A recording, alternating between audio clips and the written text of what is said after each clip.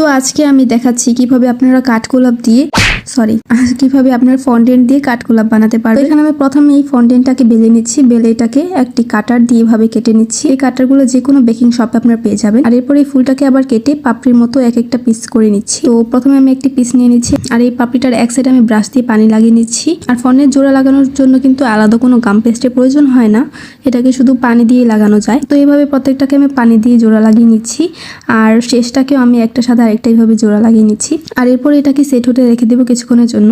আর fondant কিন্তু এভাবেই অনেক হার্ড হয়ে যায় কিছুক্ষণ রেখে দিলে। তারপরে এটার মধ্যে আমি একটু সিএমসি পাউডার মিশিয়ে রেখেছিলাম যেন এটা একদম সেট হয়ে যায়। আর এরপর আমরা এটাকে কালার করব। তো প্রথমে আমি ইয়েলো কালার নিয়ে এটার সেন্টার থেকে বাহিরের দিকে এভাবে ব্রাশ দিয়ে পেন্ট করতে থাকবো।